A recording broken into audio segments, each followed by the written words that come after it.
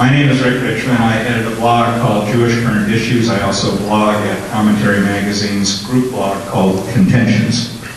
It is my honor this evening to introduce Doris Wise Montrose and to thank her and her colleagues at Children of Jewish Holocaust Survivors for their extraordinary efforts in arranging this evening's event. Doris has almost single-handedly turned Children of Jewish Holocaust Survivors into the forum in Los Angeles where some of the most important American, Israeli, and international speakers come to meet the community, and tonight is no exception. During just the last few months, CJHS has hosted Norman Podhoretz to speak on his new book, Why Are Jews Liberal? Doris had him out here within a week after that book was published. We had former Israeli UN Ambassador Dori Gold speak on his new book, The Rise of Nuclear Iran. And she had Frank Gaffney of the Center for Security Policy in Washington, D.C. to provide an exclusive missile crisis briefing. It is no exaggeration to say that no other organization in this city has provided a comparable forum for the discussion of issues of such extraordinary public importance. Before turning this over to Doris, let me mention that CJHS is a tax-exempt, non-partisan, 501c3 organization, also known as the Alliance for Israel and World Jewry. It is a completely volunteer-run organization, so that 100% of every contribution goes directly to its events. It depends completely on the efforts of its volunteers and your contributions to continue to do this, because the admission charges cover only a fraction of the costs involved. And at this point, let me turn over the podium with thanks and appreciation to Doris Wise Montrose.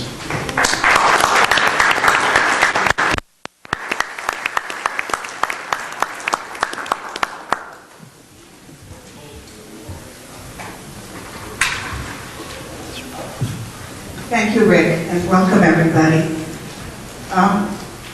2.5 years ago, Yaron Brook spoke in my living room, and I've come a little bit of a way from my living room.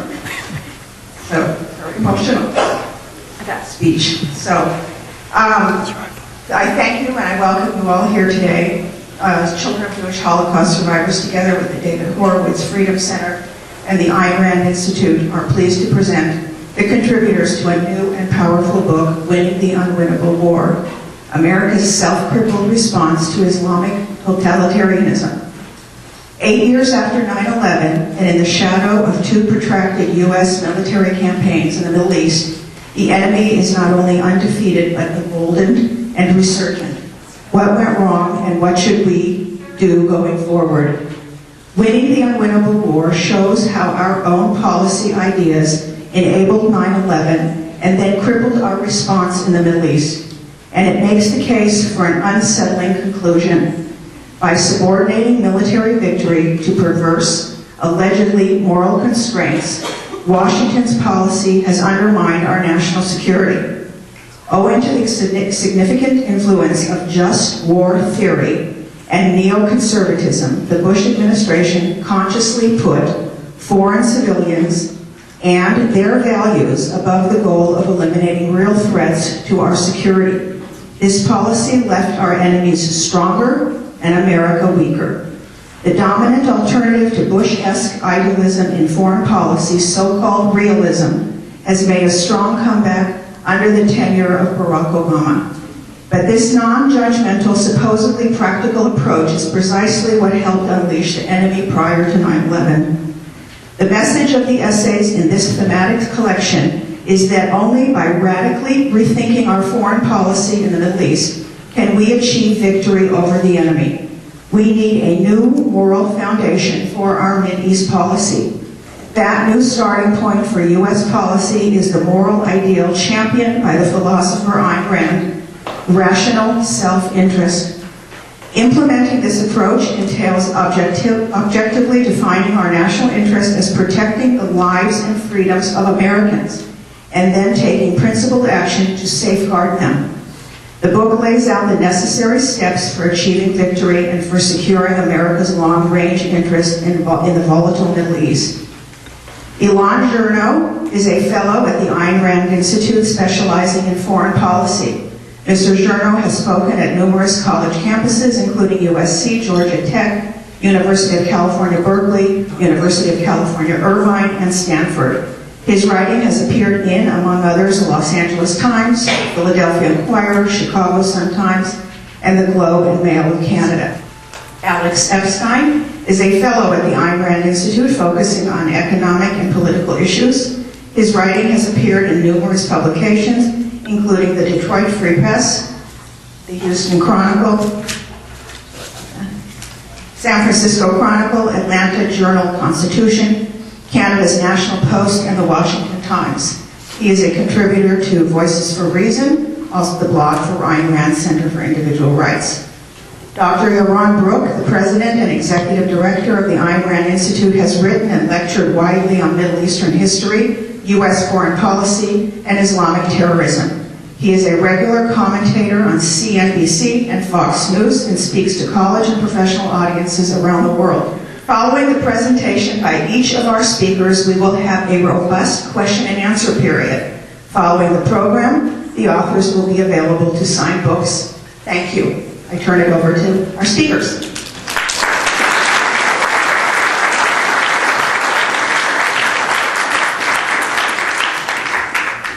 Good evening, and thank you. Can I be heard? Thank you, Rick and Doris, for those introductions. You probably have not heard of the man I'm going to quote now, but you should. His name is Gulban Hikmetah. How many people have heard of him? Yeah, very few of you. He came out with a statement just this week, and I want to give you this word for word. He said, in Afghanistan, where he leads the Islamist fighters who are making a comeback, the solution is to have a new government. And it must include all sides in the country, which means his people, too. And in addition to that, by the by, quote, the defeat of the United States is near, end quote. Now, if we were here in 2001, you would have every right to laugh me off the stage. Who is this guy? Nobody's heard of him. He's claiming that his people ought to be running Afghanistan, and that the defeat of the world's most powerful nation, not just today, but in the history of mankind, that our defeat is imminent. And yet, when you look at the facts, it looks as if he's right. He wants two things, right? He wants his people in the government. Well, that is what they have. The Taliban and their Islamist allies who seek a totalitarian vision of Islam as the political ideal are in control of large parts of Afghanistan, and they're encroaching on Pakistan. They don't just have random checkpoints. They have a shadow government, which means they have established courts. You have a divorce you want to take care of, you go to them. You want to have your land dispute sorted, you go to them. They are running, in effect, their own state within Afghanistan. To give you a flavor of how powerful they have become, they're enforcing their law, their Islamist law, in these parts by force. In 2001 and 2006, that 5-year period, there were a total of 30 suicide bombings over 5 years. Which they're terrible. There shouldn't be a single one. But if you average it out, what's that? 6 a year, right? In the first 6 months of last year, there were 1,200. The number of Americans who have died in the first 11 months, or just, I guess, up until today of this year, is 298, which is nearly double the worst year ever, which was last year. And if you look at the graph of the number of casualties, it is like a hockey stick. It just keeps climbing up like that. And what we expect from the Islamists in Afghanistan is they take over and they enforce their familiar rules. Women are not allowed out. They must be covered up. The whole panoply of these medieval and barbaric customs. But I think what's most symbolic of what's happened in Afghanistan in the last few years is the return of the so-called morality police. If you remember, during the Taliban's first spell in power, they used to have these guys running around in pickup trucks. And they'd jump out of the pickup truck and they'd see someone who was not being Islamic enough or who was behaving in a way that they disapproved of.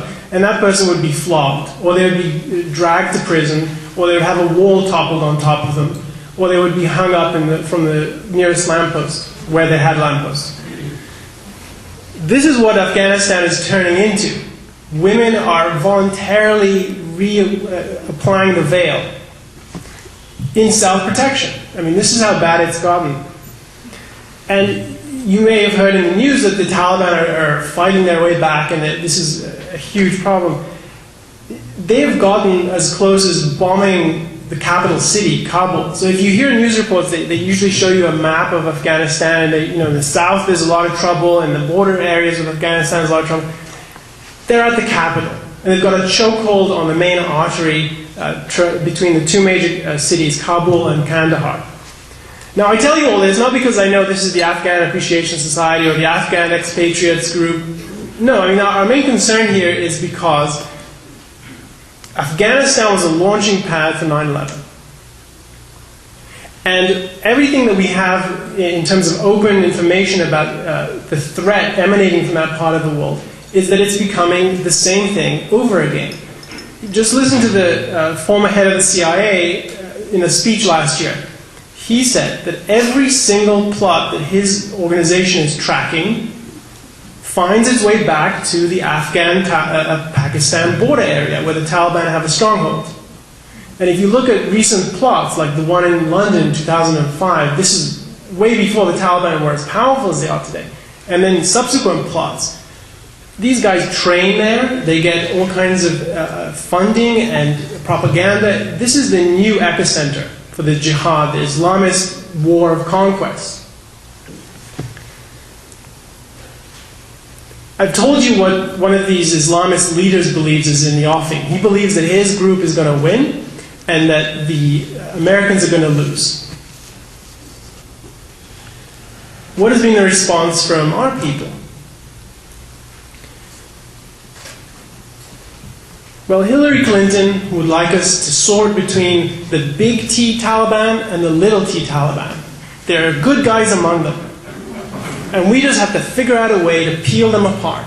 And the ones who are good and really want to be peaceful and put down their arms, well, we can win them over.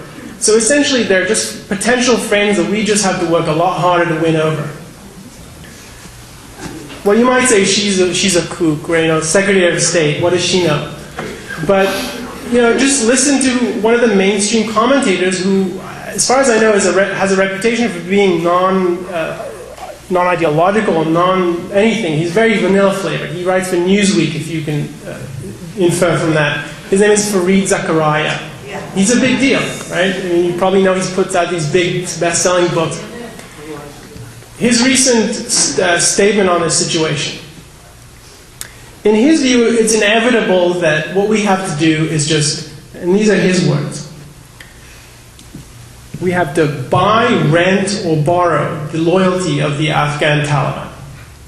Take your pick. Buy it, which means you get a lasting relationship. Rent it means for as long as you keep paying. Borrow means you get some kind of leverage on them. Talk about long-range thinking. That's definitely a solution, huh? I mean, that's what we want to do, right? Pay off these people. And this is creative thinking. This is apart from the people who tell you that there's no hope, right? So these are the people with solutions. And of course, I just want to return to our administration, because after all, they have the last say on what we do. And what is Obama's position? Well, we have to wait until tomorrow to find out the specific plan he has in store. But, given previous statements, I think we can fairly safely say that what we're going to have presented to us is not a plan for victory, but a plan for something that is face-saving and that will at least put the problem away for as long as it takes to get re-elected. Something rather short-term, and ultimately I argue, and this is one of the things that we say in the book, self-destructive. Where do I get all this? Well, read the newspaper. But the other thing he said speaks directly to this. He was asked just a few months ago, what's your view of what we can accomplish in Afghanistan? And he said this.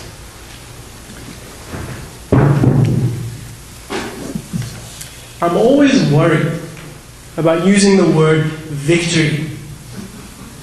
And the quote has the scare quotes. I'm not just adding that. I'm always worried about using the word victory. Because, it invokes this notion of Emperor Hirohito in World War II coming down and signing a surrender to MacArthur. End quote. So, for all of those who are benighted enough to expect that the commander-in-chief would set out as a goal the defeat of our enemy, for those people, he has this message: do not expect victory in any shape or form. Which I would think is a heartening message to the people we're supposed to be fighting.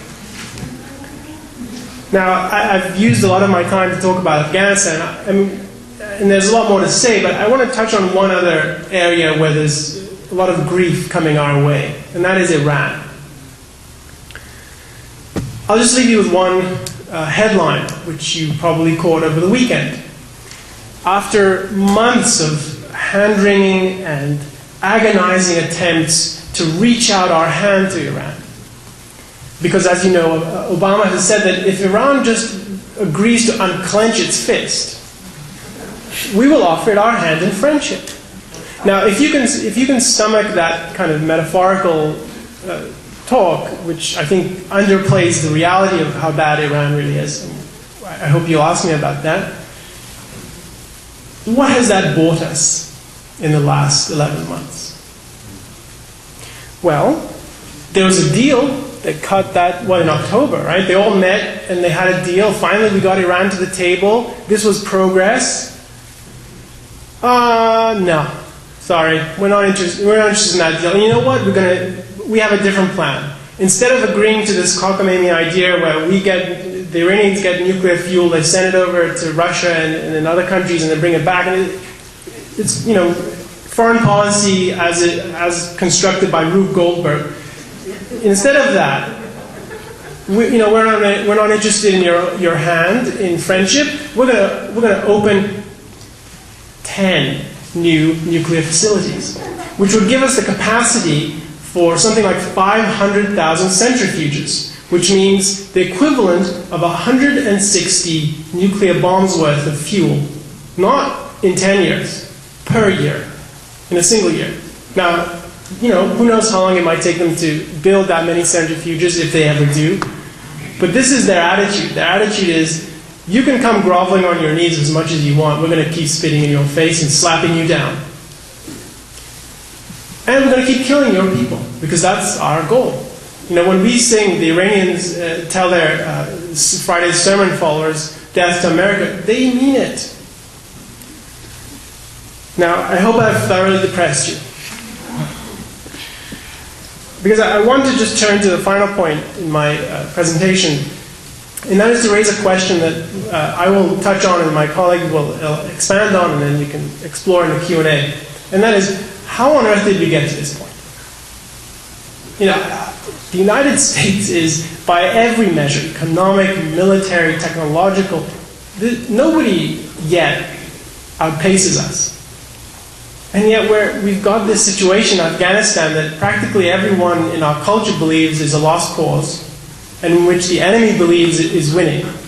We've got the world's most active state sponsor of Islamic terrorism, Iran, according to the State Department, not just in the last 5 years, not just in Iraq, not just in the Palestinian terrorists, but for the last 30 years. This regime is not only in business, meaning it's still in power, it's still murdering its own people in the streets and taking that war across the borders into Yemen, into Saudi Arabia, and presumably it's going to continue taking that war throughout Europe and eventually here. That regime is the one setting the terms of debate in this whole nuclear standoff, which is, there are a few words that can describe how pathetic it can be. This regime is not only in power, it feels itself and it is in fact stronger. That is, in my view, a damning indictment of our foreign policy. 8 years after 9/11, and one of the leading state sponsors of the Islamist movement is still around and is gloating. Gloating. I think I want to tell you about two factors that I think are significant in understanding how we got here. I think Alex is going to touch on some of the causes, and Yaron's going to talk a little bit more about how we can get out of this mess. So just two points in closing. In any given war, you have to answer one question, at least one. Who are you fighting? And then what are you going to do to stop them? Those seem like obvious, they seem like elementary school kind of questions. But you would be surprised at how many wrong answers and evasive answers and misinformed, corrupt answers that have been given in the last 8 years and prior to that. Because one of the points we make in the book is that our problems did not begin with 9/11.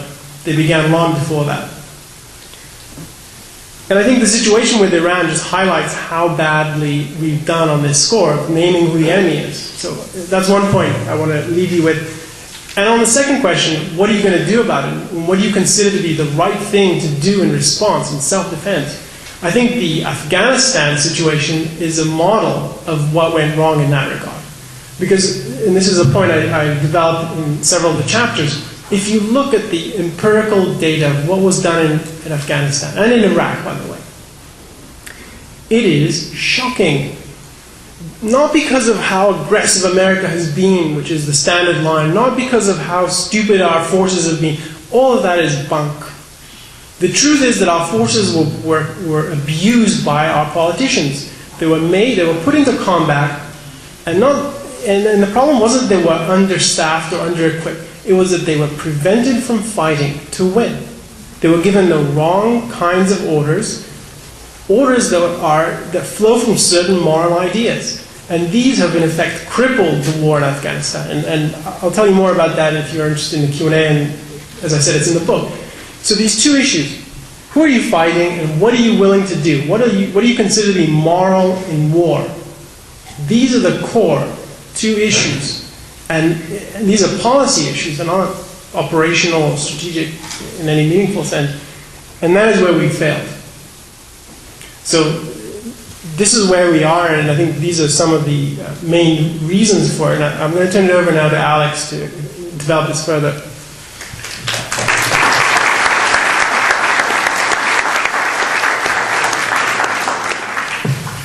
Interestingly enough, yesterday I was in D.C. visiting my family, and my girlfriend wanted to see the sights in D.C., so I took her by the various memorials, including the new World War II memorial. And, I mean, I just have to read you the two quotes that stuck out to me, and I think it'll be obvious why they stuck out and how relevant they are. One is from the beginning of the war, one is from the end of the war.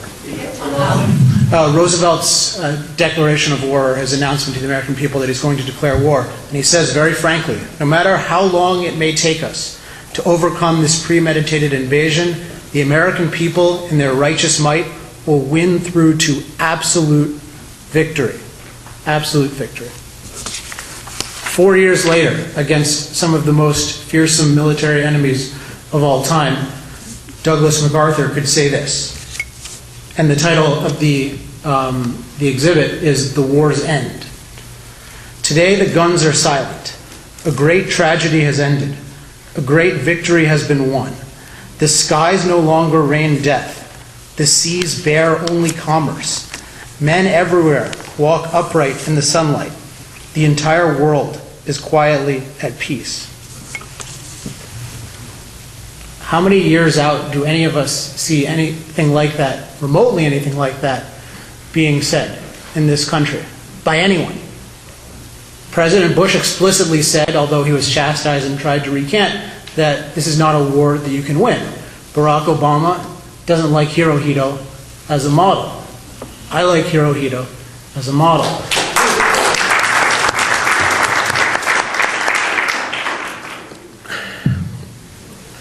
So, I mean, all of the examples Elan brought up, I think are perfect in many ways to illustrate what's going on. And I think it's really helpful to step back and to realize how abnormal this is. Because when we read the newspaper every day, it's treated as, well, this is normal. So you read the op-ed pages, they comment on certain issues, the news stories cover certain issues, you think, well, this is what's newsworthy, it's being handled in a certain way, there's one position, there's another position.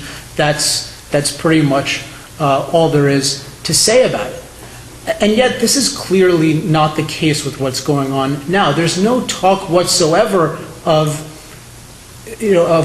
us being able to walk upright in a sunlit world. There's no talk whatsoever of us being free from threats. I mean, just take Afghanistan. I mean, what is Obama going to possibly say that is going to accomplish anything as far as the lives and freedom of Americans go? I mean, nothing. But what's even worse is that issue is not even on the table. There's no expectation that he meet that standard in a speech. Whereas, can you imagine being FDR giving a speech and not explaining how, every single Japanese necessary to be exterminated until he reached the goal of Americans being safe? It's just completely incomprehensible. So there's something very warped about the discussion of foreign policy today. And I think that is a good segue to the importance of this book. Because we're selling a book in a sense. I mean, we're here promoting a book, and we're promoting an institute, the Ayn Rand Institute, and our public outreach branch, the Ayn Rand Center. What makes us, on Passover they ask, what makes this night different from all other nights? Well, what makes this book different from all other books? Well, and there is something. It's not that Elan just decided to add his name to the hundreds and hundreds of people who have written on 9/11 and the war and its aftermath. And I think this goes to what the Ayn Rand Institute does, which is we are a philosophical organization. And Ayn Rand was a novelist and a philosopher. And a couple decades ago, this is also a coincidence, she went to West Point, just like Barack Obama will unfortunately be doing tomorrow. And she gave a speech called Philosophy Who Needs It. And in that speech, she argued that the single most practical thing in the world is to think about philosophy and philosophical issues, which if most of you take a philosophy class in college is not the message you get. And the reason she held this is because philosophy is a science that studies the fundamental questions of human life, questions that apply to everyone in every place at every time. Questions like, what is the purpose of your life? What kind of goals should you set?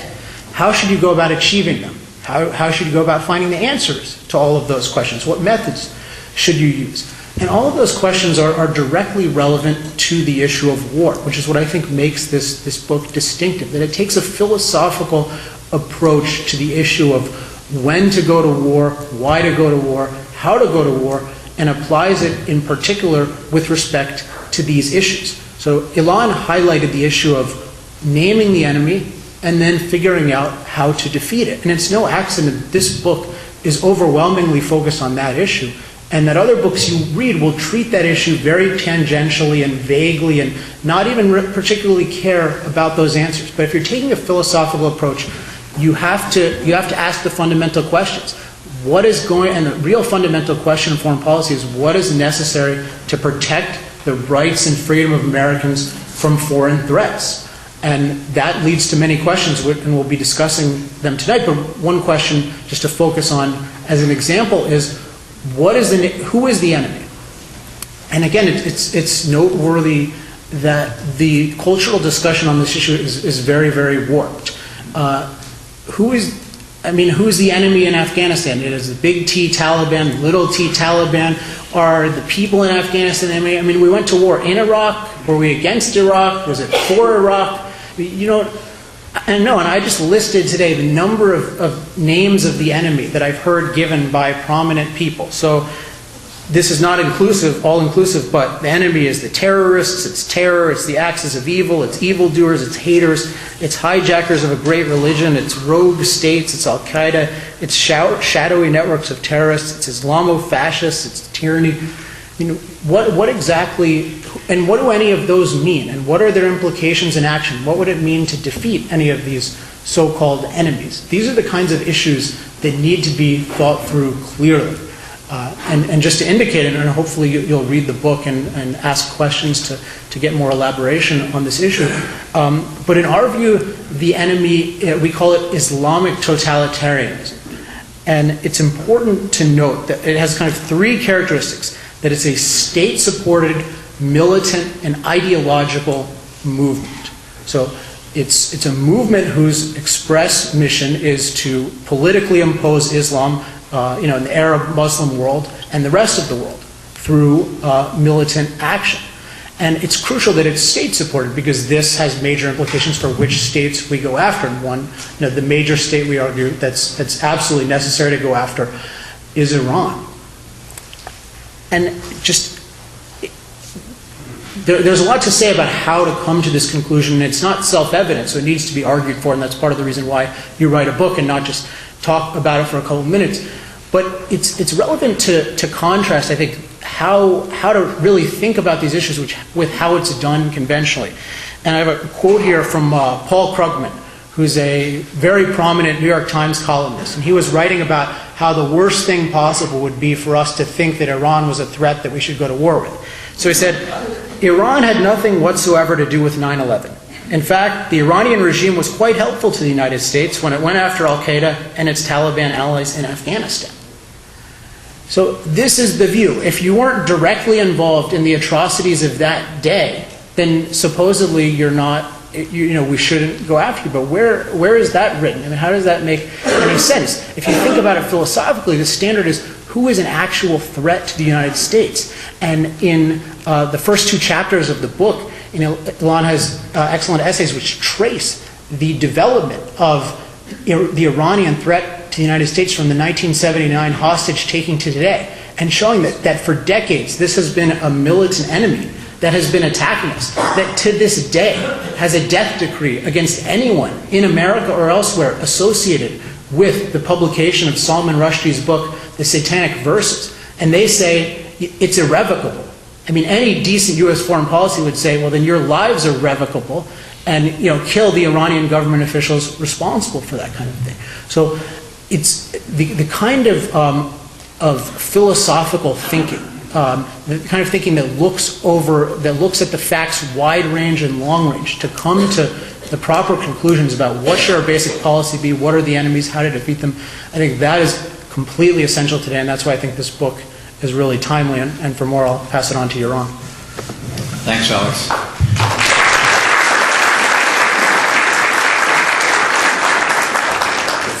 Thank you, Dallas. It has been a pleasure, both in your living room, and I think this is even more fun. So we've heard that we're not winning this war. Indeed, we're losing it. As Elan, I think, demonstrates, the Taliban and the Islamic totalitarians of Afghanistan are ever more powerful. Not only can you project a future in which they are part of the government, the U.S. government projects a future in which the Taliban is part of that government. Not only the Taliban projects that future. Iraq, in my view, even though it seems to be pacified, will, I think, in the future be shown to be a satellite of the Iranians, at least as long as the Shiites control Iraq. Iran developing nuclear weapons with nothing in sight. Clerics, so-called radical clerics in the Middle East, communicating with army officials or army officers in the United States, who then go on shooting rampages. But we don't call that terrorism. We call that, he was just mentally something not good. So terrorism is all around us. Islamic totalitarianism as the ideology motivating that terrorism is alive and well and thriving. It's thriving in Israel. in the Gaza and the West Bank with Hamas. It is thriving in Lebanon with the Hezbollah. It is thriving with the Muslim Brotherhood in Egypt and in Jordan and in Syria. As we said, it's thriving in Iraq, in Iran, in Yemen, everywhere.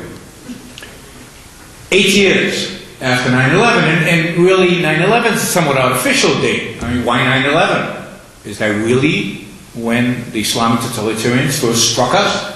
No, today is 30 years and 1 month from what I view as the starting date of this war, November 4th, 1979, which was the day the U.S. Embassy was taken in Tehran, the day in which the Islamic totalitarians first attacked the United States. They have been attacking us constantly since. But we view each incident as an isolated little event, by some nuts who, wasn't inspired by anything, just happened to be shooting and there were Americans in the way. And they got killed, just like the Fort Hood incident. And therefore nobody views this as a war. And 9/11, according to the people in power today in the United States, was just an act of criminals. It wasn't a part of anything bigger. It wasn't a part of the war. So before you can win a war, you have to first identify it as a war.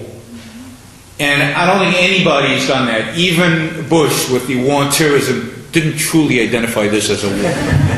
We have for many, many years, going back to the mid-90s, the Hyman Institute has called this a war. Second, you have to identify the enemy. So a war against whom? And as Alex said, it's not against terrorism, right? Terrorism is a tactic. Terrorism it would be like identifying, after Pearl Harbor saying, we're going to fight a war against kamikaze pilots, right? Terrorism is just one tactic. The Iranians are building nuclear weapons. That's not terrorism, so they're not part of this war. So you have to identify who you're fighting against. And we're fighting against an ideology, the ideology of Islamic totalitarianism. This is an ideologically based war. It is freedom, liberty-loving people of the world against Islamic totalitarianism. That is the war. Unless we define it that way, there's no war to fight. There's just no war to fight, and that's why they're floundering all over the place, because they haven't defined the enemy. And then third, we have to have a path to victory. Now people say this is complicated because, there are all these terrorist groups and they're all isolated and Al-Qaeda struck us, and how do we know who's an Islamic totalitarian, who's really the enemy, who isn't the enemy? It's complicated, but you can't fight it like you did World War II. But that is absurd. Because once you identify that it is an ideology that you're fighting, then it's easy. Make a list of all the groups and all the countries that adhere to this ideology and do what we did to the Germans and Japanese in World War II. Destroy them.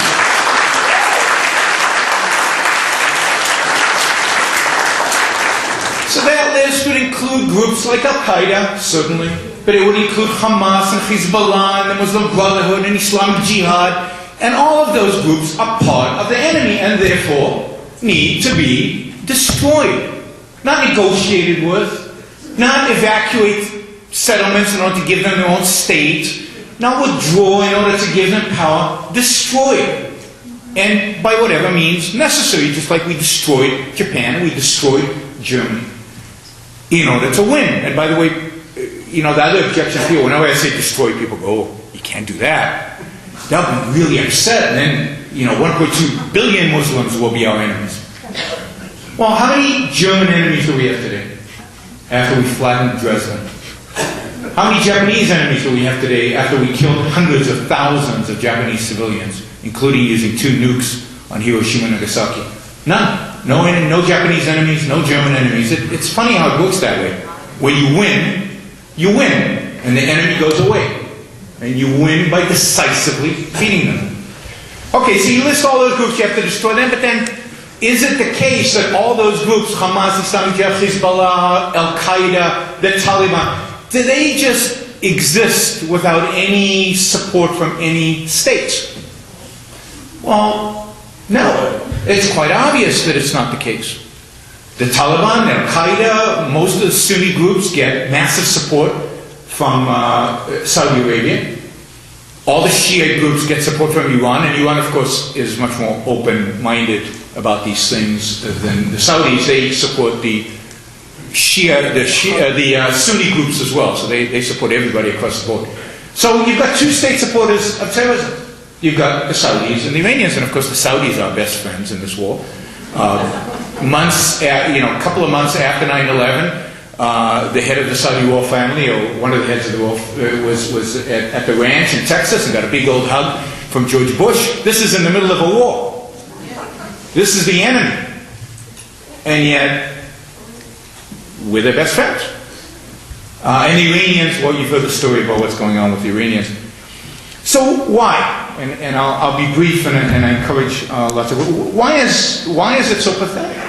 I mean, and to call this war anything but pathetic is I don't think there's any other way to describe it. And I really think this has to do with what Alice talked about. This has to do with philosophical ideas. This has to do with what's changed in our culture. If George Bush had given his speech that he gave after 9/11, right after Pearl Harbor, people would have been in the streets demanding his impeachment.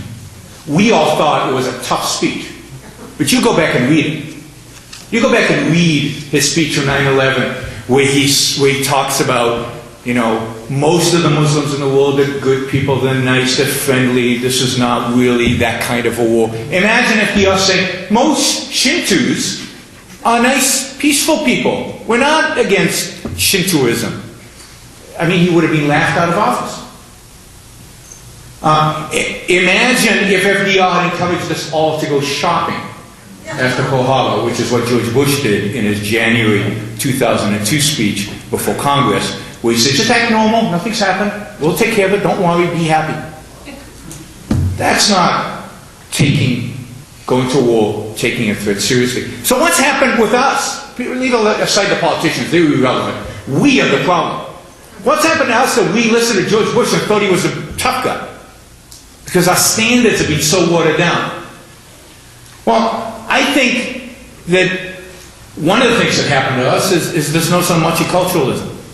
We have come to accept the idea that everybody's equal, everybody's good, everybody's the same, that we should apologize for American greatness and American success, and that Bush was kind of good because he kind of sounded a little bit like a cowboy, at least to the European ear. He sounded like a cowboy because he was more self-assertive. So we thought, wow, because self-assertion is bad. You can't be self-assertive about Western civilization, about capitalism, about liberty, about freedom. Because slavery's, we've been taught through the multiculturalism debate that slavery is the same. Who are we to say Western civilization is any better than anybody else's? Stanley Fish wrote not bad right after 9/11. Stanley Fish was the dean of the humanities at the University of Illinois in Chicago, and he said, look, from the terrorist perspective, they were doing the right thing. They were the good guys. Who are we to say that they're evil? We can say we don't like them because they're killing us, but we can't say they're evil. There's no standard. There's no standard. Those standards are gone. There's no right and wrong. There's just this fuzziness of sameness. Everything's the same. Everything is on the same level.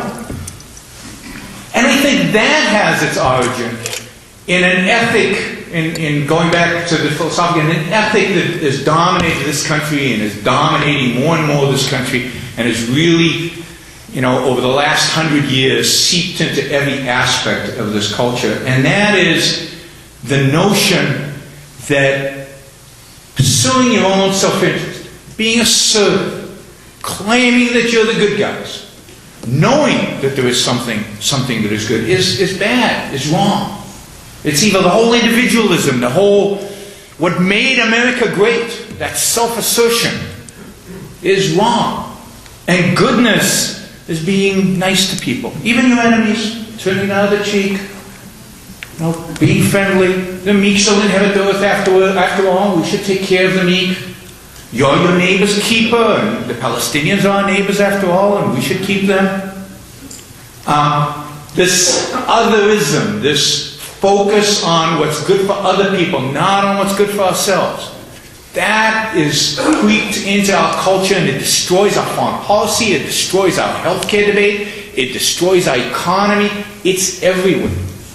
This, we call it altruism, otherism, the idea that self-sacrifice, that self-denial is the moral ideal. That is ideal. And if you're self-assertive, if you pursue your own self-interest, if you're doing what's good for you, if America goes out there and fights for its values, there's something uncomfortable about that. There's just something wrong about that. That's selfish. That's self-interested. And those have become bad words. But self-sacrifice, doing what's good for the Iraqis. We called the Iraq War very early, from really the first weeks of the war. We called it the social services war. We went to Iraq not to beat an enemy, not to destroy an enemy, but to bring them sewers and schools and electricity and, most importantly, democracy, so that they could elect a radical Shiite government to rule over them. We went to war, and you can tell, names are important. Who you identify as the enemy is important. Names are important. You remember the name of the war in Iraq? It wasn't Operation, Free America, or America asserting itself, or American self-defense. It was Operation Iraqi Freedom. We went to war. 5,000 American, young men and women died in that war for Iraqi freedom, not for our safety. You don't fight a war like that if you're concerned about American safety. You don't drop food packages in Afghanistan while you're dropping bombs if what you care about is the safety of Americans. But you can't do that anymore. You have to care for your neighbor. You have to take care of the poor Afghans. And why are we staying in Afghanistan now? What is the goal of the Obama administration right now in Afghanistan? Is it victory over the enemy? What was the goal of the Bush administration? Was it victory over? No. We want to bring the democracy. We're worried about the credibility of the president of Afghanistan, whether there's too much corruption or not. Who cares? We should be in Afghanistan for one reason and one reason only: to destroy our enemy, to destroy any threat to the United States, to beat them, not to bring them the good life, not to worry about who their president is. I don't give a damn what Karzai is or isn't or will be or could be. I want the Taliban and Al-Qaeda finished. That's it. That's all we should care about. But you see, an ethic that says that the standard of morality is self-sacrifice and the well-being of others, including one's enemies, cannot tolerate that self-assertion. And that is, I think, what we bring to the debate that's different, and why you'll hear statements like that from me and the people up here that you won't hear from other speakers. We believe in American self-interest. We believe that American foreign policy has one purpose and one purpose only, and that is to defend the lives and property of American citizens. That's it.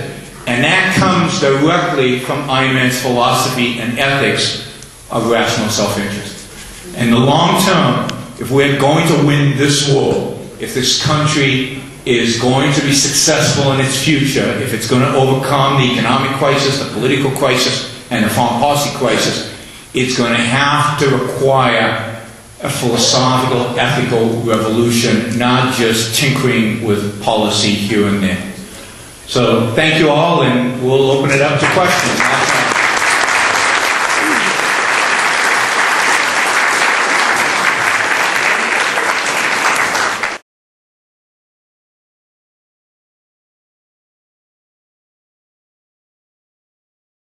Brief question.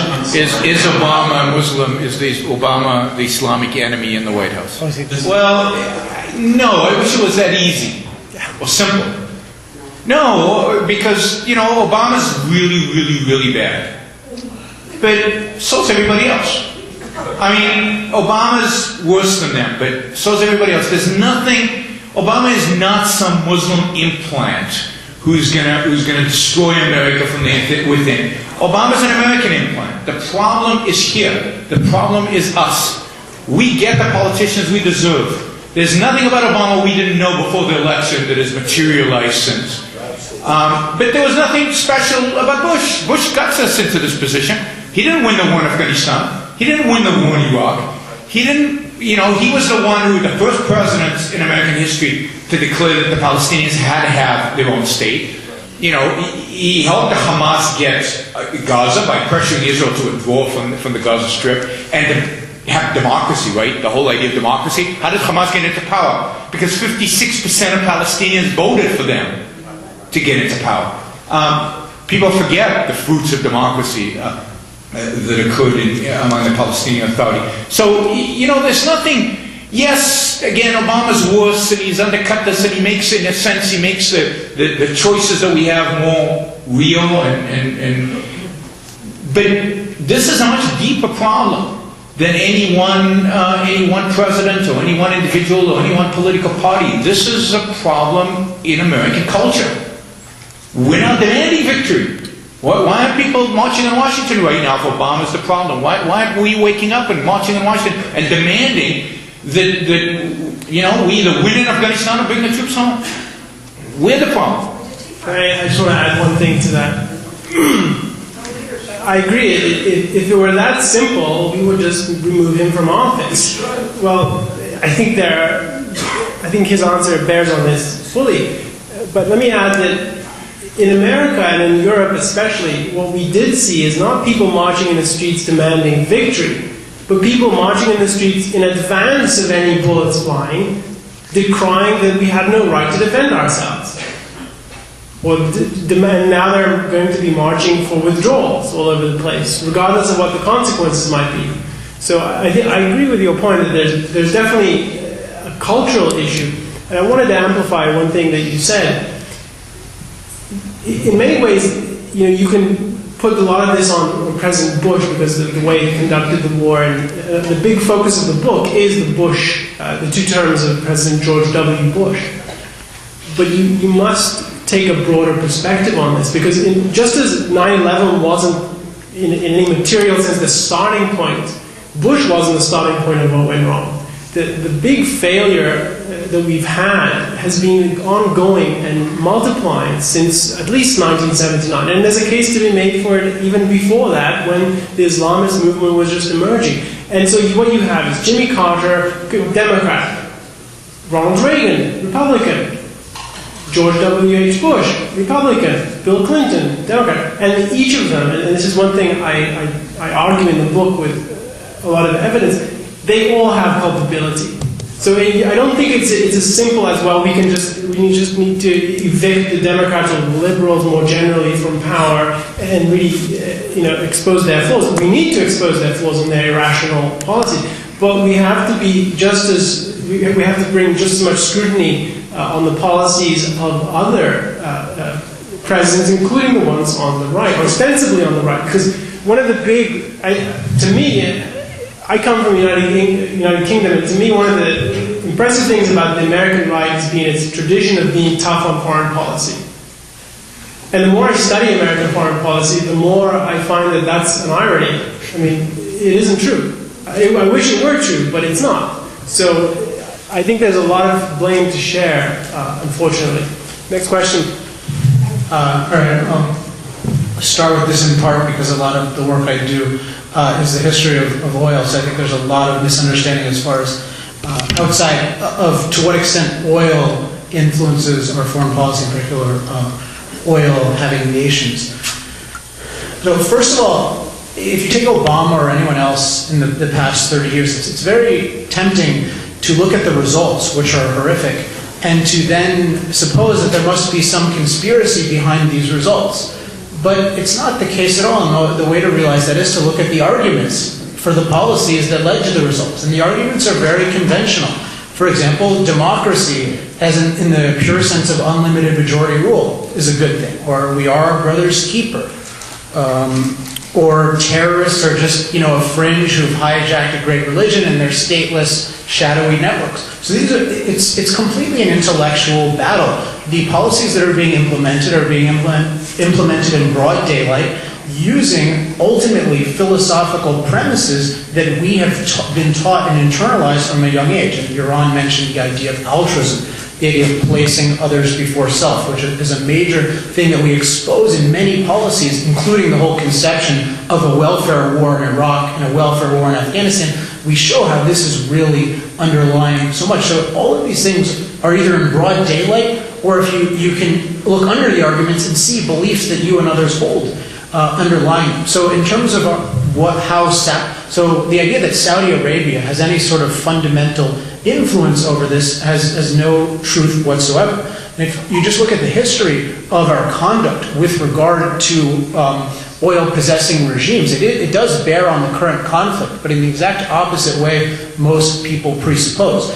Starting in 1901, you had Western involvement in Persia, and around 1937 you started having Western involvement in Saudi Arabia and many other nations in between. And there's a consistent pattern, which was that the nations in question made a sort of ironclad contracts with oil developers who discovered oil at great time and expense. In the case of Saudi Arabia, it took 13 years, and they thought there was no oil there. At the time, the entire treasury of Saudi Arabia could be carried on the back of a camel. So you have an idea of the upgrade of standard of living that these oil companies were bringing. In any case, they had these ironclad contracts that Western nations had promised to enforce, namely Britain enforcing the original Persian oil contract in Persia. And what happened was, the oil companies made heroic discoveries against all odds, and the Western governments renounced their obligation as soon as what later became Iran threatened nationalization in the 30s. And this set off a pattern that would continue throughout the 20th century, which is that oil that morally and by contract belonged to Western companies was stolen and nationalized by thuggish regimes that we had every military ability to defeat, but that for reasons of cowardice and ultimately moral ideas, where we, the strong, thought it was wrong to hurt the poor Saudis or the poor Iranians, where for those reasons we demonstrated cowardice and refused to claim what was rightfully the property of Britons and Americans. And because we did that, we had a legacy that made possible the Shah, who was bad, not because he was bad for Iranians, but because he was horrific to the United States, only trumped by Khomeini in both respects. But so a lot of what even set the context for 1979 forward, which is the focus of the book, was our appeasement of the Arab world. So the idea that they're somehow pulling the strings in their favor is absurd. I mean, morally, we let them pull the strings, and anyone else who attacks us pull the strings. So, thanks. I just want to add to that, because what you raised in part of your question was a concrete solution. And we certainly need one. And one of the things I tried to do in the last chapter is spell out, step by step, what that would look like. And there are lots of ways we could solve the problem. And I definitely want to impress upon you, there's one thing you take away from tonight, is that as bad as things are, the point is to work towards a solution. It's not to wallow in how bad it is. It is a means to an end. We need to understand how we got here in order to get out of it. So please remember, the first word of the title is winning the unwinnable war. And so, as I said, I refer you to that chapter for a fuller explanation, but let me just touch on 2 points that bear on this. It is true, and this is to agree with Yaron, that there's a cultural problem of which our foreign policy is one symptom, for sure. There's a bigger problem, and foreign policy just reflects it. And we certainly need to change the culture's ideas so that they're more American. I mean, one of the reasons people flocked to this country for hundreds of years is because this was the land of opportunity, freedom, and prosperity for those who earned it. I know that's why I came here. I know this is what attracted you and so many other people who are immigrants to this country. We need to be more like that. And that means a culture that's more individualist, that takes capitalism seriously and defends it as opposed to selling it off. Now, that is a big task, and that's one of the projects that our organization is involved with. Our mission is to affect change in the culture at that level. But that means taking on issues one by one, and then the one that this book focuses on is foreign policy. So to zoom in on that issue, I think there are a couple of things we can do that are concrete The first one is to declare in the kind of language and the kind of rhetoric and mean it that we heard Alex read these quotes from World War II. We need to have an orientation to the problem that puts American interests first. And not just first in a series, but first, period. Nothing else. And that has far-reaching implications for what you do on the ground. Do you drop Islamic compliant food packages with peanut butter and dried crackers on Afghanistan on November 15th, 2001? No. Do you send as many people in to destroy the enemy as is necessary? Yes.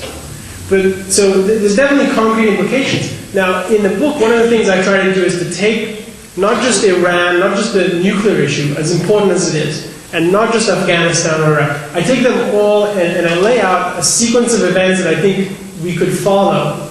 It doesn't have to be all of them, but it could be, we need to do some of them are necessary. And this begins with defeating the enemy. Yaron has been telling you that it's an ideology. It's an ideology led by particular states. And I would name Iran as the chief leader of this movement. I refer you to the book for the fuller argument. Saudi Arabia is a financier and an ideological wellspring. But in terms of actually putting people on the ground with expertise in bomb making, with expertise in weapons and training, it is Iran by far, beyond any other competitor in the field. The starting point, the road to victory, as the final chapter is titled, runs through Iran. That is the starting point. You need to defeat the regime and not merely retard its nuclear program by a few years, which is what a lot of people would tell you in terms of a military response. That is not enough, because even if they never have nuclear weapons, they're enough of a threat as they are. Their tentacles reach far and wide, and that has to be stopped. The reason to pick Iran is not merely its history of aggression over 30 plus years. It is its central role as the inspiration for this movement. I'll give you just one anecdote.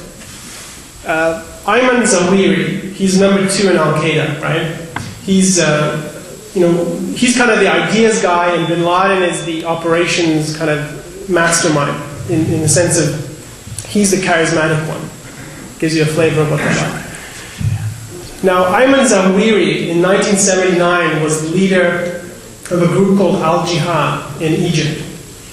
And when the Iranian Revolution happened, when Ayatollah Khomeini brought an Islamic Republic into being, this sent real blast waves across the Middle East. And one of the people who was affected by this was Zawahiri. He looked at Khomeini and he realized that the world was different now. If Iran can exist, if the Islamist revolution can overcome the more powerful forces of the Shah, which was backed by Washington, if they can win, then nothing's really standing in our way. So in kind of a macro level of being inspired by that revolution, and then in concrete specific things that they did, like they mimicked the Khomeini used cassette tapes, if you remember what those are, to propagate his message in Iran. So they said, well, that's what we should do. And, in the months after the revolution in Egypt, which is not exactly a theocracy, it's considered fairly modern and fairly moderate and fairly friendly, there were placards of Ayatollah Khomeini on street corners. So there's this big wave of inspiration in 79, and it really empowered the Islamic totalitarians who later became parts of Al-Qaeda, because Zawahiri's organization blended with Al-Qaeda, and then there's other groups and splinter groups. I won't bore you with all that detail, but the theme is that Iran has been an intellectual inspiration. It has proven the viability of this cause in idea, intellectual terms, and in practice.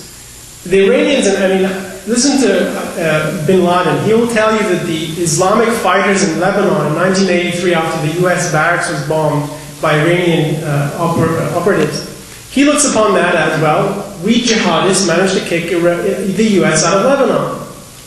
Right? So they take the inspiration at an intellectual level, and they take it at a concrete level of we can win. And everything that's happened in the last 30 years has just confirmed that, even more so when Iran is labeled the axis of evil, part of the axis of evil. And 8 years later, President Bush, who came out with that statement, with that slogan, he's no longer in power, and Iran is. Right? The same people who were evil then are still evil, except no one in this country is willing to name them so. So, just to sum this up, the concrete things we need to do all depend on taking an orientation to the problem that puts our interests first. And that includes identifying the enemy and doing whatever it takes to defeat it. And I think for many reasons, including the ones I mentioned, Iran is a starting point. And once you do that, and you have to do it and say, it's not something you do and then kind of hush it up. You have to say, we're taking on Iran for these reasons, and publicly state them, and catalog it, and expose their evil, and take a stand and show that you are morally courageous. You're not going around the Middle East apologizing for what you're doing. You're saying, we believe we have the right to do this, and these are our reasons. And when you do that, all the cockroaches will begin to scurry. Because they're nothing more than that. I mean, if you take a real stand, and this is what we should have done, I think, 30 years ago, they would have fled. I mean, the story of the embassy hostage-taking needs to be explored at greater length. And more Americans need to know this. In the first 36 hours of the crisis, Khomeini sat on his hands. He didn't want to publicly endorse the students, although they were working at his behest, and he didn't want to repudiate them. Do you know why? He was afraid. He didn't know what America would do. He heard rumors, and he had reason to fear that the United States, the mightiest lion, would roar and come after him and destroy his new Islamic Republic. 36 hours went by, and Khomeini told his people, those rumors, the United States cannot do a damn thing. And it was 444 days later before the Iranians decided it was time to give up the US hostages. So it is to the extent to which we demonstrate our weakness and our refusal to assert our own interests that empowers them. And this is cataloged in the book at length. So I'll turn this to you if you had... I'm fine. The first thinker that you could, I think, identify with just war theory is Augustine, the Christian philosopher, theologian of the, 3rd or 4th century? 4th century, 5th century. Very early on, Augustine is the first one to articulate what later became known as just war theory. Thomas Aquinas builds on that. Is probably a little bit of better thinker, I think, than in terms of his interpretation. But it really comes out of a Catholic tradition of trying to apply the principles of the Catholic Church to warfare. And there's something even contradictory right there. And basically the idea of just war theory is to come up with rules. Rules about war. When you should go to war, under what conditions, and how you should fight a war. But it comes at it from that Catholic tradition of love thy neighbor like yourself, turn the other cheek. So war is a last resort, for example, is one of the principles of just war theory. But they mean last resort, you know.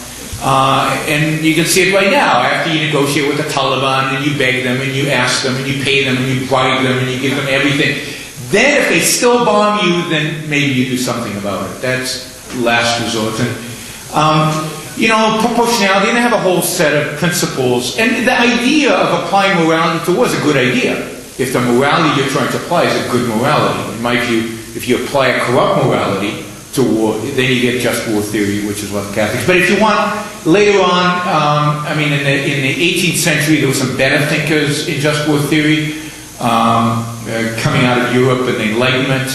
But then today's lead thinker, today the guy who everybody reads and everybody West Point and what they study is a guy named Michael Walzer. And really, the chapter that we talk about just war theory is really refers to his interpretation of just war theory primarily. But the whole tradition is altruistic, fundamentally altruistic. Michael Walzer, whose book is taught, again, at all the military academy, is really the guy if you want to see what just war theory is about. Yeah, just one quick thing on just war theory. It's notable that there's no other moral theory of war that there is. So it's just war theory in any era means the culture's view of justice. So we criticize the view very heavily and show how destructive it is to America, but that really raises questions about what kind of view of justice do we have as a culture that leads to those kinds of results. And it's not a pretty picture. My position is this. I am not interested in the internal debate in Islam about what Islam is and what Islam isn't. I don't really care. I don't care what Islam is or isn't. I just care about identifying those people who want to enslave me. I care about identifying that thread within Islam, and it might be a dominant thread. It might turn out that it's everybody. It might turn out that it's a minority. That's an empirical question. That thread within Islam that wants to impose Sharia law on me and that wants to kill me and my children. We need to destroy them before they get that chance of doing that. If we identify the enemy as Islamic totalitarianism and crush them, what's left of Islam would moderate, would change, it would be something else. And I don't care what it is. That's their problem. It's not mine. If their religion is a bad religion, that's their problem. The point is we need to identify the enemy and crush them. The enemy is not my Muslim neighbor who loves America and considers himself a Muslim and practice his version of Islam. And I don't want to say his is the right version or his is the wrong version. I don't care.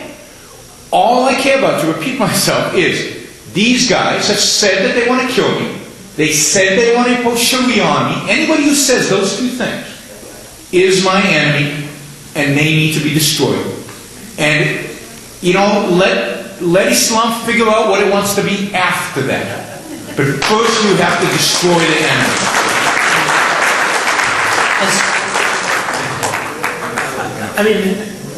I want to say something about individual rights, because I think it's really, I can sort of sympathize with characterizing the enemy as Islam, sort of, but as a matter of rights, it's a really, really wrong thing to do, because what you're saying is that the government, which is the agency of force, is declaring as its enemy the ideas in people's head.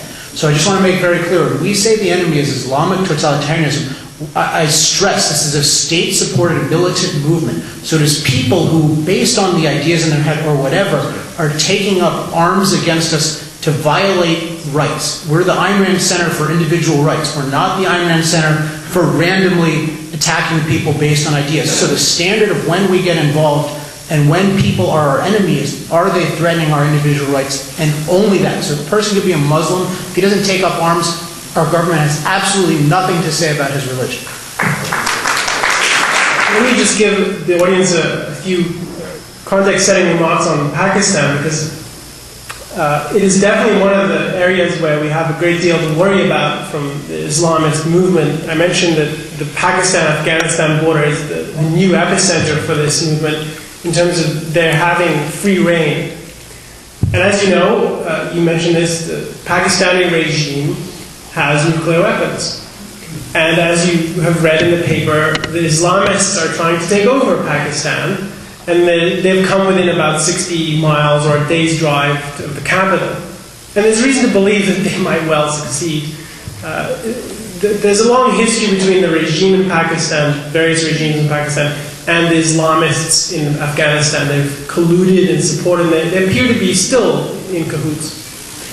So I think the question can be framed more generally than who's in charge of their nukes, because that's certainly a question to be worried about. The question I have is, why do we even have to care about Pakistan now? What happened, right? I mean, the story was that they were one of the three regimes that supported the Taliban when they were in power in the 1990s. And after 2001, they cut a deal, right? The deal was, we'll stop supporting these Islamists and we'll start supporting this so-called war on terror, right? And in return for this, it wasn't done out of their goodwill. In return for this, they received a huge package of aid, something to the tune of $3-4 billion, which recently was tripled. Now, the crisis with Pakistan would not exist today were it not for the way that deal was made. The deal was, the US decided it was not going to pass judgment on Pakistan. It was just going to pretend that what Pakistan tells us is the truth.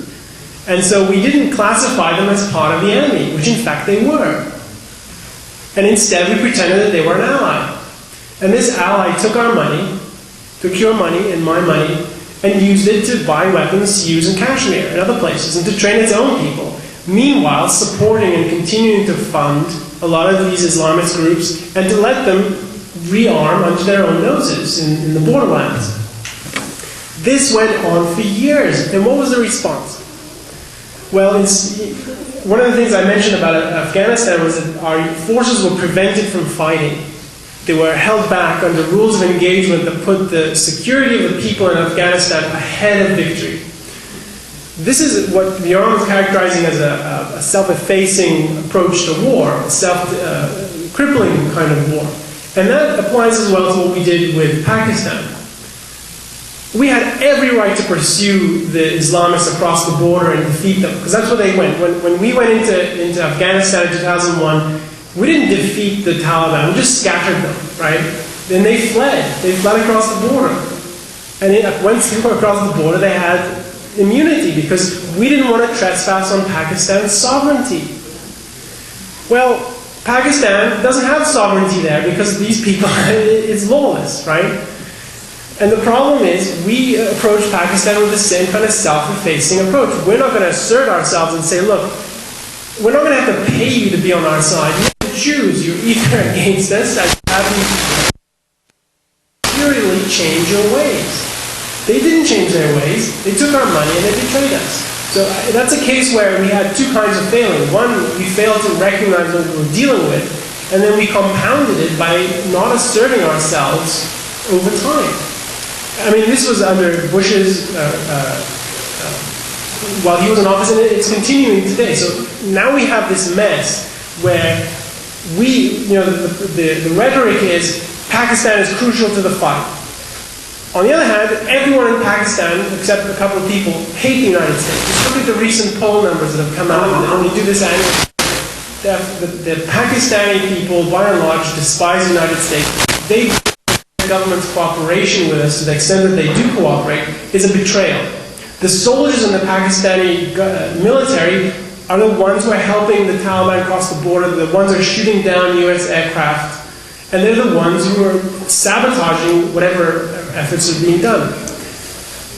That is the mess we're in, and I maintain that it has arisen as a result of not taking seriously the principle of self-defense and self-assertion and our own interests. Because our own interests are not to become friends with and bribe General Musharraf and pretend that what he's doing is really helping anything.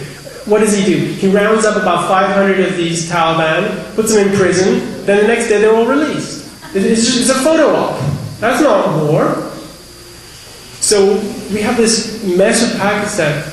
I think, and this is part of what I argue that we could do. When you start dealing with the problem, you go after Iran, you start to demoralize this movement, then you put Pakistan on the defensive and say, you have to live up to this ultimatum. You do everything in your power to defeat the Islamists in your borders, or let us do it. One of those two things has to happen. And if you fail or refuse, we're going to treat you as an enemy. And that means that there are a whole host of things we can do to severely punish the Pakistani regime. It doesn't mean going to war with them. But we don't have to go to war with every regime that's hostile to us. There's so many more things we can do with moral suasion and real assertion of power. So that's kind of a big context for what's gone wrong with Pakistan. And I think it all feeds into the same theme of how has our foreign policy sacrificed our own self-interest over time. And that's what's happening now. I mean, I mentioned in passing that they tripled aid to Pakistan. Triple what they've already received to not do what they're doing, what they didn't do. I mean, it's ridiculous. It's not a numbers game. It's not. It doesn't matter how many people die. It's an issue of ideas. If we're willing to sacrifice 3,000 and do nothing, why not 3 million? You know, are we willing to watch Israel disappear off the face of the map? What would that be? 6 million? Would then we wake up? You really think so? This is not a numbers game. This is not let's wait for the next big terrorist attack and then. This is an ideological game. This is an issue of education. Somebody asked before, what do we need to do? And what we need to do is educate, educate, educate. We need to get the American people to the point where after the next large terrorist attack, we do something. And by the way, I suggest that one of the ways we do that is by changing our language. They're not terrorists. They're Islamic totalitarians, they're enemies. Terrorism is just a tactic again. Iran is not just about terrorism, it's about nuclear weapons, it's about, defeating Israel in a war. It's a lot of different things. So, I really don't think, put it this way, people do not learn from experience. In spite of anything you've ever heard, people don't learn from experience. If they've got bad ideas, they'll come to the same rotten conclusion after every occurrence that happens to them. They won't learn, they never will. You can see that in economics all the time. We get a crash, and we make all the same mistakes we made in the past, and we get the same results that we got in the past, and everybody's shocked that it didn't work this time, right? The stimulus has never worked. Just an economic example. Stimulating the economy through government spending never works to revive an economy in the way that this is suggesting, and we try it every single time. Because ideologically, we're conditioned that that's the only solution. The only solution. And it's not even in American consciousness. It's not even a possibility of actually asserting ourselves and going out there and defeating the enemy. Nobody talks like that, except a few marginalized people, the people try to marginalize at least. Right? Nobody talks about it.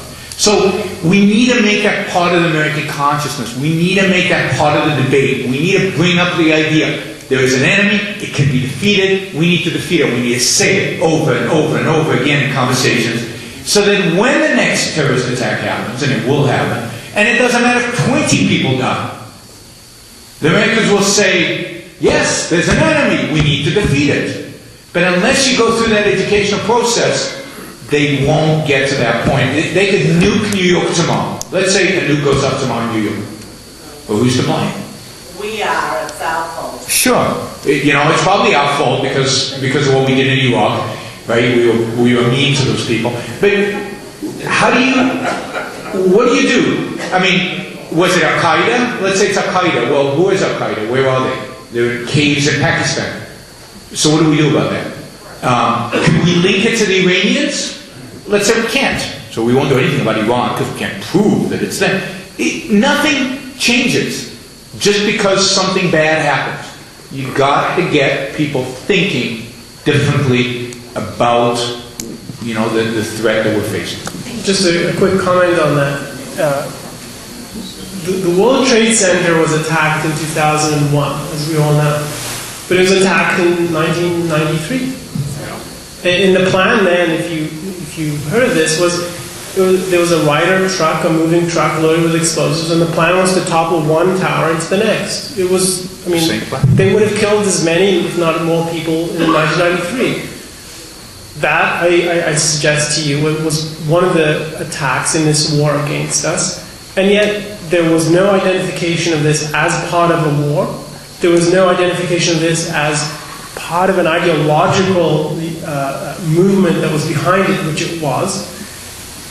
That is just, I think, the refutation of the idea that if there were another attack, this would change things. Because certainly fewer people were injured in 1993, but it was still an attack, and its impact could have been far greater.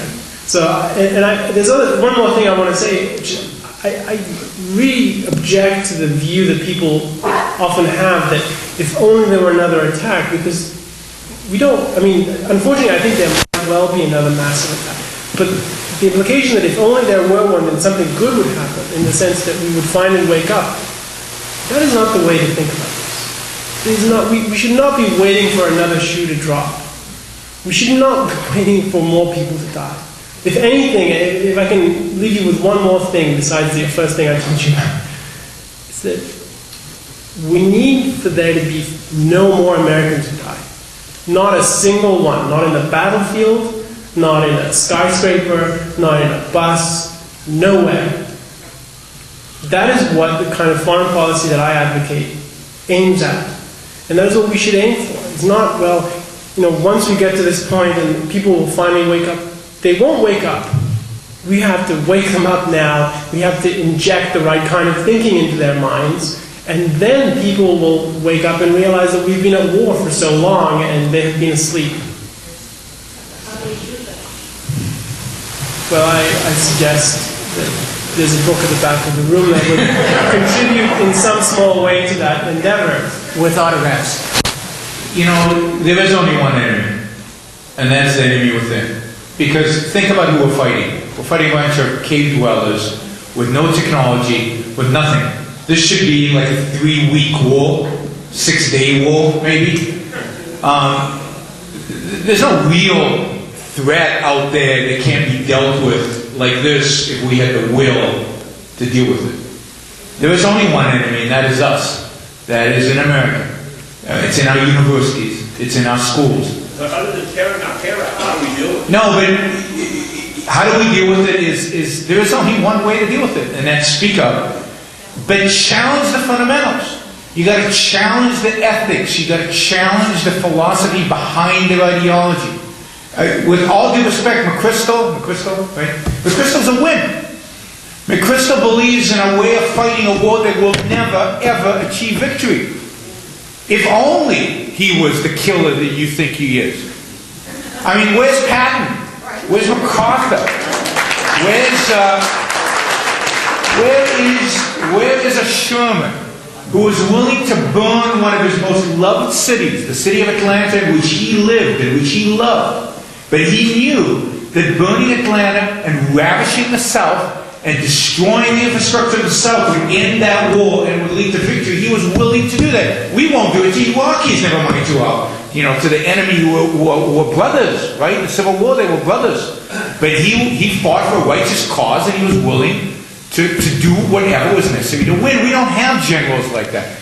But what we need is to advocate philosophically for the right position. And look, this is not a challenge that we're going to win overnight. This is a long-term battle. This is a battle to change the culture in this country, to take it back, to take it forward, if you will. And it's not going to be easy, but it has to be done at the philosophical level. And that's what our institute is structured to do. We start at high schools, at university programs. We're trying to get this message of rational self-interest or American self-assertion into all those institutions. And there are no shortcuts. I don't have a one-liner that'll convince your liberal friend that, it's okay for America to be self-assertive in the world. You have to challenge multiculturalism. You have to attack multiculturalism. It is a theory of ideas that is destroying the ability of Americans to think. That is a long-term battle. There are no easy ways out of it. And this is all common sense, right? Anything we say, but common sense is not the way to think. We did instigate a war between Sunnis and Shiites, and that is, I think, one of the issues that happened in Iraq. The great result of liberating and bringing elections was to empower the rival sects in that country, and they went at each other and started slitting throats, and bodies turned up in morgues. Just to go to the main thrust of your point,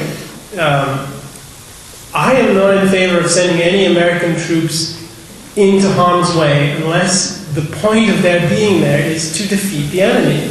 Now, in the book, I present one possible solution, and it involves some of what you're describing, but I think there has to be a certain point at which what you're describing works. Let me just spell out what I think. Right now, we've got ourselves into an impossible situation. On the one hand, if we just withdraw right away, that hands a victory to the enemy, which we will never live down. They will be spinning this for generations and using it to recruit and empower. It is disastrous if we leave right away, regardless of what you're talking about. Afghanistan, Iraq, you name it. But if we send more troops in, which is now the debate, how many troops, not whether, how many troops, that's just going to put more Americans in harm's way, who, as I argue in the book, are going in with their hands tied behind their backs.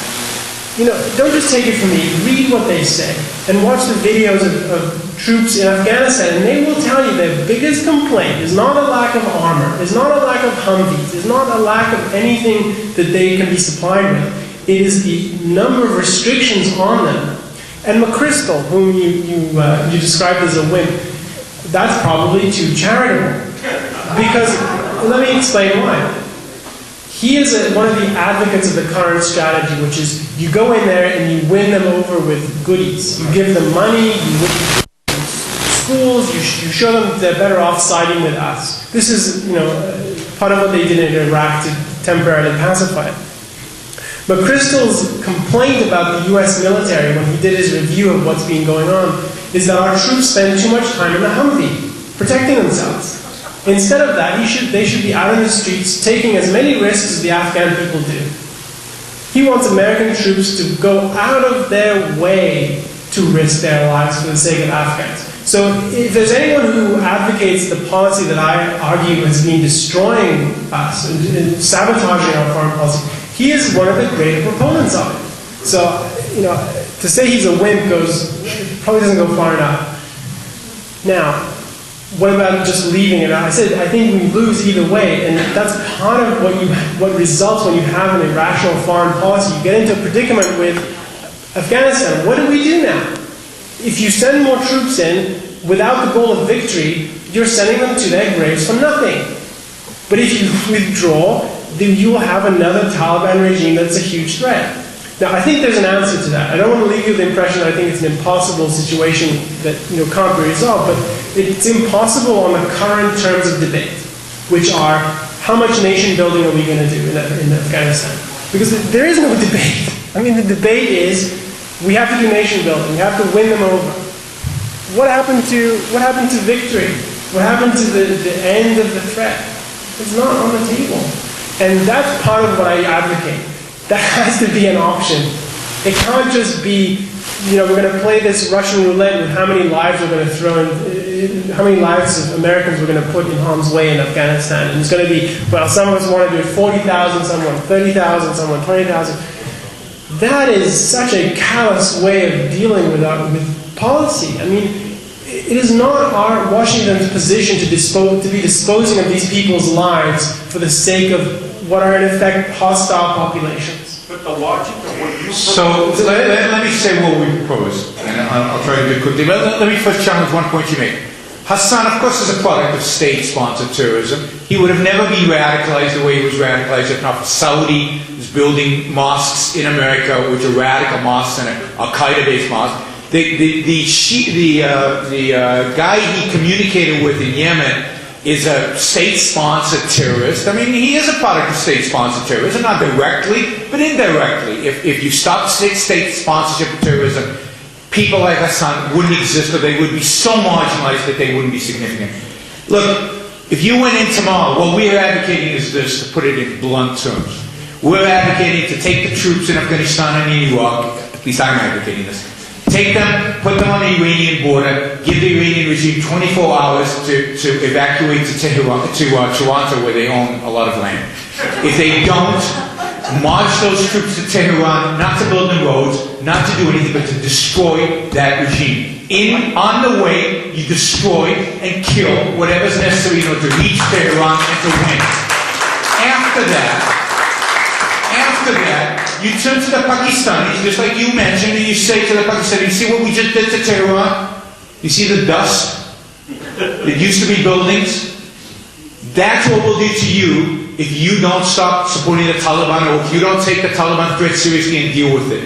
And that's it. It's over. The whole thing is over at that point. The point is that you have to establish America's credibility that it will fight and win a war. But if you evacuated Afghanistan today and said, oh, you Pakistanis, if you do something, we'll come after you, they laugh us out. They'll say, you guys haven't stood up for yourselves since World War II. You messed up Korea, you messed up Vietnam, you messed up every war you've been engaged in. You evacuated Somalia, or you evacuated Lebanon, you bought out Iraq, right? We handed suitcases of cash to the insurgents. That's how we won that war. This, we don't believe a word you say. So, yes, at some point, you can step back and say, if you misbehave, we'll thrash you. But that has to be credible, and the only way to make it credible is to thrash somebody.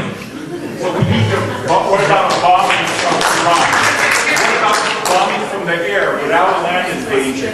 I mean, that's a tactical issue. How you exactly do it is a technical issue. That's not the principle is victory.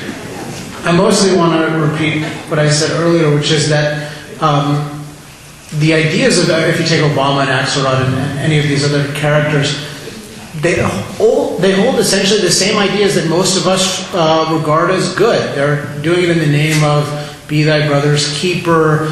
Society has an obligation to help the needy. We as a rich country have an obligation to help the poor countries. There's no mystery here. Now, maybe there's some sort of psychological analog to the ideas that we accept having certain psychological consequences as a culture. I'm not a psychologist. I couldn't say, but as the Ayn Rand Institute, we're focused on the philosophical ideas that are out in the open and educating the public with the proper philosophical ideas as a framework as to how to look at these problems objectively, how to solve them. And, there's no mystery, there's no conspiracy, there's just a lot of hard intellectual work in terms of changing the way people think about this issue. And then I don't even focus on this stuff most of the time. I mostly focus on business. In business, it's the same thing. Why do they think a stimulus is a solution? Why do they always think that greed is the problem and government is the solution? The whole thing is an intellectual revolution to reconceptualize, to change the way we think about issues. And unfortunately, people think about issues in a way that's not objective and rational. And that requires education, as Yaron said. Okay. Question here. I had a thought that I didn't get a chance to just say, and briefly, I promise. Yaron made the point eloquently, I think, when he said we need to earn credibility because we don't have it anymore. And the vision that we put forward is not that America has to be trigger happy or a warmonger, as some people regard America. It's quite the contrary. That if you show that you have the moral backbone and the self-confidence to take a stand, and if you do earn that credibility, you don't have to unholster your weapon. That is one of the benefits of having an assertive foreign policy. So in regard to that gentleman's question about the tactics, there are many ways we can do this, and there are options, but the key is to demonstrate that we will not be affronted. We will tolerate no attacks on Americans, ever. And once you have that and you've established it, the other problems in the region, Pakistan and the rest of it, those become much simpler to solve. Much simpler. When people around the Middle East are laughing at us and listening to our president grovel in apology, we have a problem of credibility, all right, because they don't take us seriously. But when you have the opposite, when they look up to us and they say, okay, we're not going to mess with that. I think that there is a danger, and this is, I think, more so in Europe than it is here.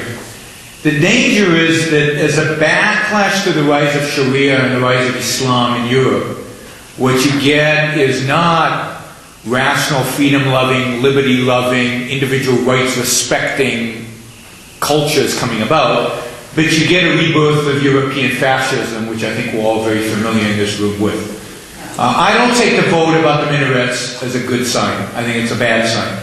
Minarets are not the enemy. The enemy is much realer than that. We should be able to live in a culture in which, who cares if you want to build a minaret or whatever, or a cross or anything. The point is that Sharia law, it cannot and will not exist because we believe in individual rights of freedom and liberty. But they don't believe in individual rights, freedom, and liberty. They just take the symbol and they attack it out of context and out of context of what the real threat is. If the Swiss said, we should fight Islamic totalitarianism, and as part of that battle, we're going to take down the minarets, fine. But they're saying, let's not fight in the Middle East. We're not certainly not going to send any troops over there. We're just going to take down the minarets. You know, that's not the way to fight it. The enemy is pathetic. We shouldn't be turning on ourselves. We should be turning on them. You know, I'm from Israel, still have all my family there, and Israel is in a horrible situation. And it's not horrible because of Iran. It's not horrible because of the Palestinians. Israel is in a horrible situation because of its own intellectuals and its own people. They have lost their spine. They have lost their own self-assertiveness, the same as we have. Israel is just a mini America, if you will, in that respect. The difference is that America will survive. You know, even a nuke in New York, America will survive. Israel won't. One nuke and Israel's done. Israel, unless it finds a moral backbone that we'd be talking about, unless it rejects these self-effacing ideologies, will not survive. It can't. Just look at the numbers. You run, look at what's going on in the Middle East. Israel needs these ideas. It needs this philosophy more than the U.S. does. And it's tragic. The direction Israel's heading is a tragic direction because it's losing that. Even the so-called right-wing government. You know, I used the word wimps before, and I was scolded because I was too moderate. And I think that is true of Benjamin Netanyahu. He's no tough guy. He's a wimp. And worse. Why should a dime of America's money go to any country in the world? Anybody. Anywhere. I mean, we've got a financial crisis in the U.S. They should be returning the money to us so that we can have a better life. Why is it going anyway? But certainly, why should it be going to the enemies of the United States? But look, there is a hunger in this country for alternative ideas. There is a frustration at the status quo on foreign policy, on domestic policy, on economics, and everything. This is a once-in-a-lifetime opportunity. A once-in-a-lifetime opportunity to bring new, better, right ideas into this culture. And that's what we're trying to do, and I hope all of you join us in doing just that. Let's go fight the real battle for this country. It's out there in the streets. It's an ideological battle against our fellow Americans, and the battle is a battle of words. It's not a battle of arms. Go out and speak. That's the kind of fight we need for.